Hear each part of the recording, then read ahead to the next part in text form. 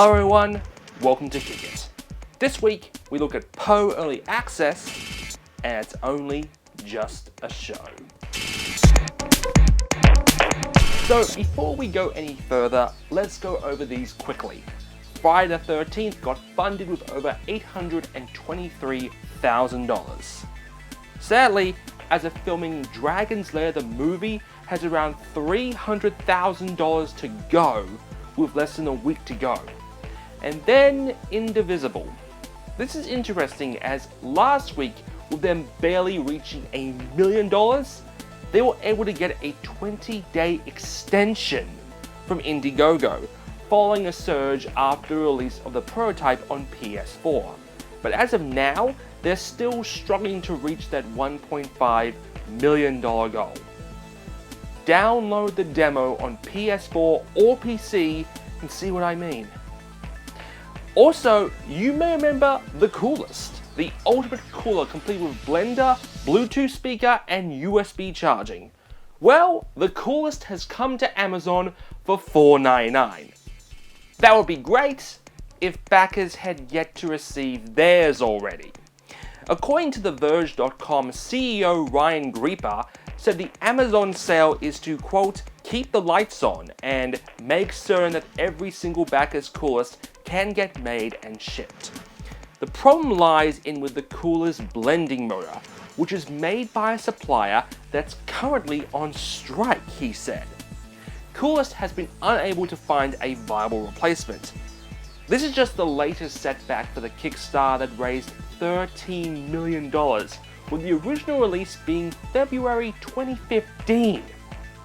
And finally, Hatterful Boyfriend, the fucked up dating sim about birds, released a plush project on Kickstarter to make adorable plushies of the cast. So far they've raised over $100,000, and one plushie costs you $25, with add-ons for an additional $16 each. But these are 5-inch plushies. That's the size of this Yoshi amiibo. Plus, this isn't a campaign to begin a mass production of these things. This is only open during the campaign, so you can't buy one after it's ended. But if you really want a shoe plushie, I really can't blame you. So, this past week, Poe released on Steam Early Access, following its failed Kickstarter campaign a month ago. You play a young adventurer who hops aboard a flying boat, and from there we access the two worlds to grab the designated MacGuffins in this game. Controlling the game is actually pretty tight. I felt like I was actually controlling Mario 64 himself with the wall jumps and backflips. Though, besides lava, spikes, and falling off the level, there isn't much in the way of enemies, which is probably one of the reasons why I beat both worlds and all the challenges in about 2 hours. I do like the design of the game though, a very Wind Waker inspired style. This is something I'll be keeping an eye on, so hopefully more gets added down the road. Does anyone remember this?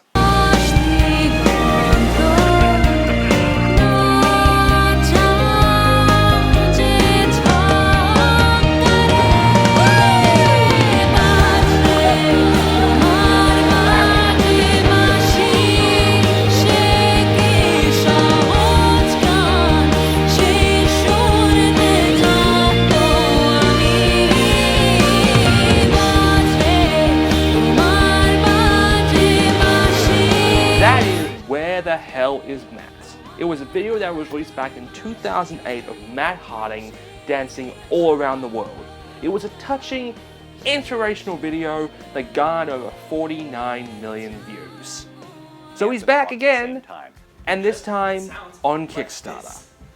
Matt is asking for $125,000 to do this with the perk of gaining the chance to have him come to your town if you went to a 30-second video. Look, Matt, you're a nice guy, and I believe your intentions are great and all, but I can't help but be cynical in this. You are essentially asking people to fund a world vacation for you. Now this will actually be the 4th time he's done this. He would have done one in 05, 08, and 2012. 2008 was actually thanks to a sponsorship, but the other two were out of his own pockets. But here's the thing, he is essentially trying to get lightning in a bowl again. The 05 and 2012 versions didn't make anywhere near the views of the 2008 version. That's the thing of viral videos. Revivals usually don't work. Not unlike this. In the not too distant future, next Sunday AD, there was a guy named Joel, not too different from you or me. He worked at Gizmonic Institute, just another face in a red jumpsuit. He did a good job cleaning up the place, but his boss didn't like him, so they shot him into space. We'll send him cheesy movies, the worst we can find. He'll have to sit and watch them all, then we'll monitor his mind. Now keep in mind, Joel can't control where the movies begin or end, because he used those special parts to make his. Back in 1988, a man named Joel Hodgson had an idea for a show on his local TV station, KTMA. The premise would be to take the cheesy old movies the network had in its library and play them. All the while him and two friends would sit in the corner like they were in a movie theater and crack jokes and commentate about the whole thing. Oh, those two friends were robots. Oh, and it was in space.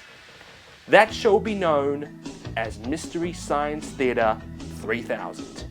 After one season on the local network, the show got picked up by Comedy Central and then later on the Sci-Fi Channel, until eventually ending after 10 seasons.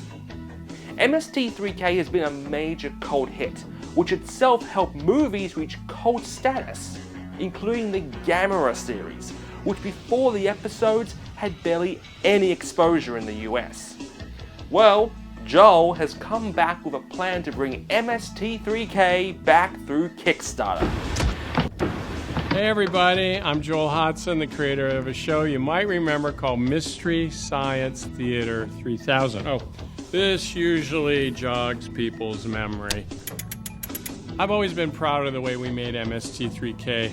As of filming, they have already reached their goal of $2 million, which will ensure 3 brand new episodes made of the show, with $5.5 million needed to make 12 new episodes. Anyone familiar with MST3K knows how low budget the sets and props were, and that was on purpose, keeping in touch with their local TV roots. But it's nice to see them detail their expenses in detail. But who will be hosting this new series? Will Joel return? What about Mike? No, actually the new host will be Jonah Ray of the Nerdist podcast.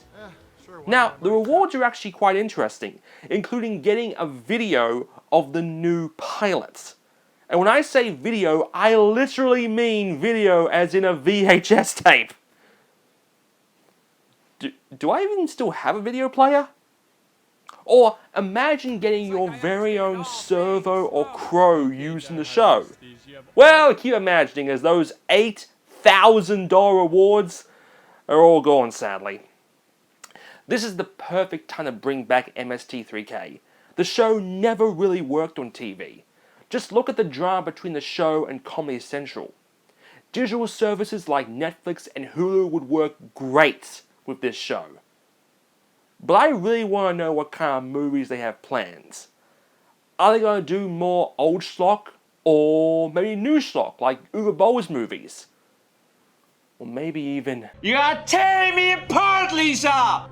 Or would that just be redundant? With around 3 weeks to go, Kick Track has trained them at over $6 million, which guarantees a whole season of riffing.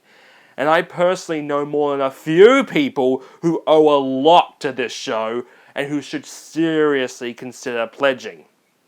And with that, we'll see you next time. Push the button, Frank.